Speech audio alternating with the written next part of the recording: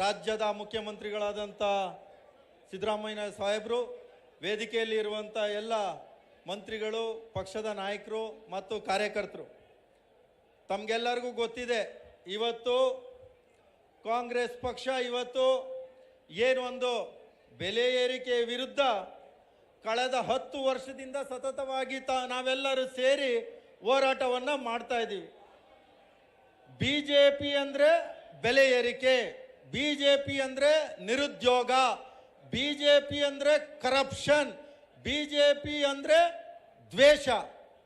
ಬಿಜೆಪಿಯವ್ರಿಗೆ ಏನಾರ ಮಾನ ಮರ್ಯಾದೆ ಏನಾರ ಸ್ವಲ್ಪನಾರ ಇನ್ನೂ ಉಳಿದಿದ್ರೆ ವಿಜೇಂದ್ರ ಆಗಿರ್ಬೋದು, ಅವ್ರದ್ದು ಎಲ್ಲ ನಾಯಕರು ಮತ್ತು ಮೈತ್ರಿ ಸರ್ಕಾರದ ಅವ್ರದ್ದು ಏನು ಇಬ್ರು JDS ಸರ್ಕಾರದ ಮುಖ್ಯಮಂತ್ರಿ, ಮಾಜಿ ಮುಖ್ಯಮಂತ್ರಿಗಳು ಕುಮಾರಸ್ವಾಮಿ ಅವರಾಗಿರಲಿ, ನಾನು ಅವ್ರಿಗೆ ಕೇಳೋದು ಇಷ್ಟೇ, ತಾವು ಯಾವ ಸುಖಕ್ಕೋಸ್ಕರ ಕರ್ನಾಟಕ ರಾಜ್ಯದಲ್ಲಿ ಜನ ಆಕ್ರೋಶ ಯಾತ್ರೆಯನ್ನ ಮಾಡ್ತಿದ್ದೀರಾ ಅಂತ ಕರ್ನಾಟಕ ಜನತೆಗೆ ಸುಳ್ಳು ಹೇಳೋದನ್ನ ಬಿಟ್ಟು ವಾಸ್ತು ಅಂಶನ ತಾವೇನಾರ ಮಾತಾಡಿದ್ದೀರಾ? ಮಾಧ್ಯಮಗಳಿಗೆ ನಾನು ಕೇಳ್ಕೊಳ್ತೀನಿ, ಏನು ಈ ಸ್ಕ್ರೀನ್ ಬೋರ್ಡಲ್ಲಿ ಇದೆ, ಆ ನಮ್ಮ ಕಾಲದಲ್ಲಿ ಕಾಂಗ್ರೆಸ್ ಸರ್ಕಾರದಲ್ಲಿ ಏನಿತ್ತು, ಬಿಜೆಪಿ 10 ವರ್ಷ ಅಧಿಕಾರಕ್ಕೆ ಬಂದ ಮೇಲೆ ಈ ರಾಜ್ಯದ ಜನ ಮತ್ತು ಈ ದೇಶದ ಜನ ಏನು ರಕ್ತದ ಕಣ್ಣೀರಲ್ಲಿ ಕೈ ತೊಳೆದಿರೋದು ನಾವು ನೀವೆಲ್ಲ ನೋಡಿದ್ದೀವಿ. ಅದಕ್ಕೋಸ್ಕರ ಕರ್ನಾಟಕದಲ್ಲಿ ರಾಹುಲ್ ಗಾಂಧಿರವರು, DK ಶಿವಕುಮಾರ್ ಸಾಹೇಬರು, ಸಿದ್ದರಾಮಯ್ಯ ಸಾಹೇಬರು ಇಲ್ಲಿ ಅತಿ ಹೆಚ್ಚು ಏನು ಒಂದು ಬೆಲೆ ಏರಿಕೆ ಸಮಸ್ಯೆಯಲ್ಲಿ ಕರ್ನಾಟಕ ಜನ ತತ್ತರಿಸಿ ಹೋಗಿದ್ರು ಅಂತ ಹೇಳಿ 5 ಗ್ಯಾರಂಟಿಗಳನ್ನ ಏನಾರು ಈ ರಾಜ್ಯ ಜನತೆಗೆ ಕೊಟ್ಟಿದೆ ಅಂದ್ರೆ ಅದು ಕಾಂಗ್ರೆಸ್ ಸರ್ಕಾರ ಅನ್ನೋದನ್ನ ಇವ್ರ್ಯಾರು ಮರಿಬಾರ್ದು ಅಂತ ನಾನು ಹೇಳಿಕೆ ಇಚ್ಛೆ ಪಡ್ತೀನಿ. ಯಾಕೆ ಅಂದ್ರೆ ಇವರು ಇದೇ 5 ಗ್ಯಾರಂಟಿಗಳನ್ನ ವಿರೋಧ ಮಾಡಿದವ್ರು ಯಾರು ಇದ್ರು ಅಂದ್ರೆ ಇದೇ ಕುಮಾರಸ್ವಾಮಿ, ಇದೇ ವಿಜೇಂದ್ರ, ಇದೇ ಎಲ್ಲ ಬಿಜೆಪಿ ನಾಯಕರು. ಈ ಅಷ್ಟು ಗ್ಯಾರಂಟಿಯ ವಿರುದ್ಧ ದೆಹಲಿಯ ನಾಯಕರು ಇನ್ಕ್ಲೂಡಿಂಗ್ ನರೇಂದ್ರ ಮೋದಿ ಅವರು ಸಹ ಈ ಗ್ಯಾರಂಟಿ ವಿರುದ್ಧವಾಗಿ ಎಷ್ಟೆಲ್ಲ ಮಾತಾಡಿದ್ದಾರೆ ತಮ್ಗೆಲ್ಲ ಗೊತ್ತಿದ್ದಾರೆ. ಯಾರೋ ಬಡ ಹೆಣ್ಮಕ್ಳು ಫ್ರೀ ಬಸ್ ಅಲ್ಲಿ ದೇವಸ್ಥಾನಕ್ಕೆ ಹೋದ್ರೆ ಅವ್ರು ಮಾಡ್ತಾ ಇರೋಂಥ ಕೆಲ್ಸಕ್ಕೆ ಬಸ್ ಪಾಸ್ ತಗೊಳ್ಳೋ ಅವಶ್ಯಕತೆ ಇಲ್ಲ, ಫ್ರೀ ಬಸ್ ಮಾಡಿದ್ರು. 200 ಏನು ಯೂನಿಟ್ ಅನ್ನ ಉಚಿತವಾಗಿ ಕೊಟ್ಟರು. ಗೃಹ ಶೋಭಾ ಒಂದು 2,000 ರೂಪಾಯಿ ಅವರೊಂದು ಪ್ರತಿ ತಿಂಗಳು ಒಂದು ಸಿಲಿಂಡರ್ ತಗೊಳ್ಳಿ, ಏನು ದಿನನಿತ್ಯ ಮಾತ್ರೆ ತಗೊಳ್ಳಿ ಅಂತ ಹೇಳಿ ಮತ್ತು ಯುವ ನಿಧಿಯನ್ನ ಕೊಟ್ಟರು. ಅವನ್ನೆಲ್ಲವನ್ನು ಜನಸಾಮಾನ್ಯರಿಗೆ, ಬಡವರು ಎಲ್ಲೋ ಒಂದು ರೀತಿ ಬಡವರಾಗ್ತಿದ್ದಾರೆ, ಅವ್ರನ್ನ ಮೇಲೆತ್ತುವಂತ ದೂರದೃಷ್ಟಿಯಿಂದ ಕಾಂಗ್ರೆಸ್ ಸರ್ಕಾರ ಈ ನಿರ್ಧಾರವನ್ನ ತೆಗೆದುಕೊಂಡಿದೆ.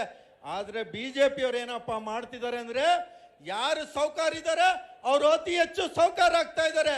ದೇಶದಲ್ಲಿ ಇಬ್ರು ಈ ದೇಶವನ್ನ ಮಾರ್ತಾ ಇದ್ದಾರೆ, ಇಬ್ರು ತಗೋತಾ ಇದ್ದಾರೆ. ಅದನ್ನ ಬಿಟ್ರೆ ಬೇರೆ ಏನೂ ಇಲ್ಲ. ನರೇಂದ್ರ ಮೋದಿ ಅವರು ಹೇಳ್ತಾ ಇದ್ರು, ನಾ ಕಾವುಂಗ ನಾ ಕಾನೆ ದುಂಗ ಅಂತ. ನರೇಂದ್ರ ಮೋದಿ ಅವರೇ, ನಾ ಕಾವುಂಗ ನಾ ಕಾನೆ ದುಂಗ ಅಂತ ನಿಮ್ಮ ಮಾತನ್ನ ತಾವು ವಾಪಸ್ ತಗೋಬೇಕು. ಯಾಕೆಂದ್ರೆ ನೀವೆಲ್ಲ ಪಾರ್ಸಲ್ ಮಾಡಿ ವಿದೇಶಕ್ಕೆ ಏನೆಲ್ಲ ಸರಣಿಯಾಗಿ ಓಡೋದ್ರಲ್ಲ, ಲಲಿತ್ ಮೋದಿ ಆಗಿರ್ಬೋದು, ನೀರವ್ ಮೋದಿ ಆಗಿರ್ಬೋದು, ಎಲ್ಲರ ಸರಣಿ ಬಿಜೆಪಿ ಸರ್ಕಾರದ ಸಪೋರ್ಟ್ ಇಲ್ಲದೆ ಯಾರು ಸಹ ಅಲ್ಲಿ ಹೋಗ್ಲಿಕ್ಕೆ ಸಾಧ್ಯ ಆಗಲ್ಲ ಅನ್ನೋದು ತಮ್ಗೆಲ್ಲರಿಗೂ ಗೊತ್ತಿದೆ. ನಾನು ಹೇಳೋದಿಷ್ಟೇ, ಜನಸಾಮಾನ್ಯರು, ಕರ್ನಾಟಕದ ಜನರು ಸವಾಲನ್ನ ಕೇಳಬೇಕಾಗ್ತದೆ. ತಾವು ಜನರು ಸವಾಲನ್ನ ಹಾಕ್ಬೇಕು, ಅವರಿಗೆ ಪ್ರಶ್ನೆಯನ್ನ ಕೇಳಬೇಕು. ಬಿಜೆಪಿ ಅವರು ತಾವೇನಾರ ನಿಜವಾಗ್ಲೂ ಜನ ಆಕ್ರೋಶ ಯಾತ್ರೆ ಮಾಡ್ತೀರಾ ಅಂದ್ರೆ ನಾವು ನಿಮ್ಗೆ ಸಪೋರ್ಟ್ ಮಾಡ್ತೀವಿ. ನಿರುದ್ಯೋಗದ ವಿರುದ್ಧ ಏನ್ ನರೇಂದ್ರ ಮೋದಿ ಅವರು ವರ್ಷಕ್ಕೆ 2 ಕೋಟಿ ಉದ್ಯೋಗ ಕೊಡ್ತೀವಿ ಅಂತ ಹೇಳಿದ್ರಿ,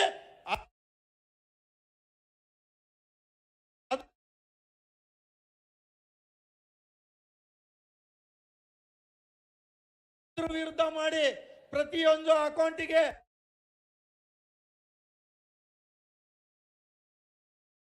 ಅಂದ್ರೆ ಅದು ನರೇಂದ್ರ ಮೋದಿ ಅವರ ಸರ್ಕಾರ ಅಂತ ಹೇಳ್ಬೇಕು. ಆಮೇಲೆ ಏನ್ ಇವರು ದೇಶದಲ್ಲಿ ಅವ್ರು ಮಾಡ್ತಾ ಇರೋ ತಪ್ಪನ್ನೆಲ್ಲ ಮುಚ್ಚಿಡೋದಕ್ಕೋಸ್ಕರ ಏನ್ ಎಲ್ಲ ರೀತಿಯ ವ್ಯವಸ್ಥೆಯನ್ನು ಮಾಡ್ತಿದ್ದಾರೆ. ಮತ್ತೆ ಕರ್ನಾಟಕದಲ್ಲಿ ಏನು 19 ಏನು MP ಗಳಿದ್ದಾರೆ, ದಂಡ ಪಿಂಡ MP ಗಳು.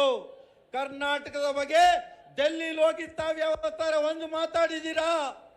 GST ಹಣ ಕೊಡ್ಸೋದಕ್ಕೆ ಯಾವ ತರ ಧ್ವನಿ ಎತ್ತಿದ್ದೀರಾ? ಇನ್ಕ್ಲೂಡಿಂಗ್ ಕುಮಾರಸ್ವಾಮಿ ಅವರೇ ಯಾವ ತರ ಧ್ವನಿ ಎತ್ತಿದ್ದೀರಾ? ಕರ್ನಾಟಕಕ್ಕೆ ಡೆವಲಪ್ಮೆಂಟ್ ವಿಚಾರವಾಗಿ ಯಾವ್ದಾರ ಹಣ ಬಿಡುಗಡೆ ಬಗ್ಗೆ ಮಾತಾಡಿದ್ದೀರಾ? ಮೇಕೆದಾಟು ಡಿ ಕೆ ಶಿವಕುಮಾರ್ ಅವರು ಈ ಕರ್ನಾಟಕ ರಾಜ್ಯದ ಬೆಂಗಳೂರು ಜನತೆ ಅಕ್ಕಪಕ್ಕ ಜಿಲ್ಲೆಯವ್ರಿಗೆ ಒಳ್ಳೇದಾಗ್ಲಿ ಅಂತೇಳಿ ಮೇಕೆದಾಟನ್ನ ಮಾಡಿದ್ರು. ಆ ಮೇಕೆದಾಟನ ಅನುಷ್ಠಾನಕ್ಕೆ ತಾವು ಮನ್ಸು ಮಾಡಿದ್ರೆ 5 ನಿಮಿಷದ ಕೆಲಸ. ಇಡೀ ಬೆಂಗಳೂರಿಗೆ 30 ವರ್ಷಕ್ಕೋಸ್ಕರ ನೀರಿನ ಸಮಸ್ಯೆ ಬಗೆಹರುತ್ತೆ. ಈ ರೀತಿಯಾದಂಥ ಯಾವುದೇ ರೀತಿಯಾದಂಥ ಇವ್ರದ್ದು ಯೋಚನೆಗಳಿಲ್ಲ. ಇವ್ರದ್ದು ಏನಪ್ಪಾ ಅಂದ್ರೆ ಜನರ ದಿಕ್ ತಪ್ಪಿಸುವಂತ ಕೆಲಸ.